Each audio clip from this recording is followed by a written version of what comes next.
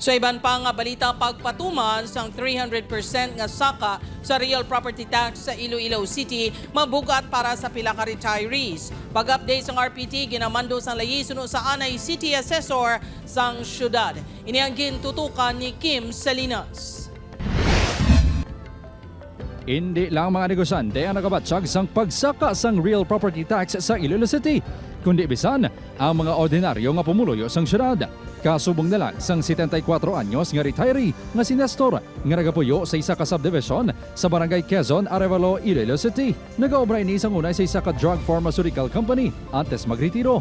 Suno sa iya, apisar ginatunga nila sang iasawa ang balayran sa buwis sang ila balay kag tuta. Mabugat gihapon sa ila nga paiguon ang bulanan nga pensyon sa mga balayran.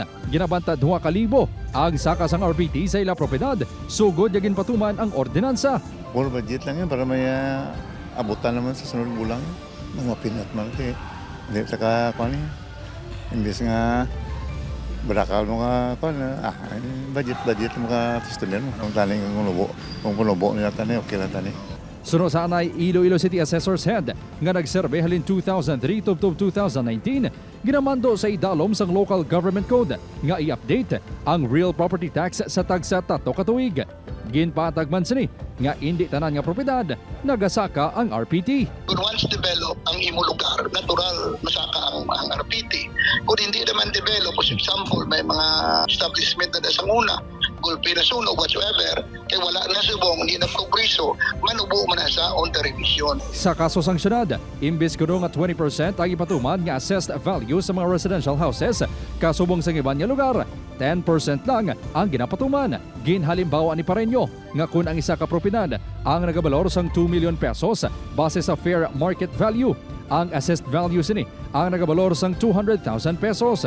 Kuhaon diri ang 3% nga tax rate, sa diin mahimo nga 6,000 pesos ang balayran sa RPT. Imagine from 2 million lagi 6 mila. Kung ibuhin mo pagitang 40%, which is 2,004, mga 3,006 lang ang imoy tax sa Iloilo. Dugang ni Pareño, wala pa sang update nga assessment sa mga buildings sa syudad, kag sa 2026 pa magasugod ang assessment. Si Pareño ang nagapamuno sa Iloilo City Assessor's Office sa kalabanan nga tuig nga wala na update ang real property tax sa syudad. Upod Keromel Porquia, Kim Salinas, 1 Western Visayas.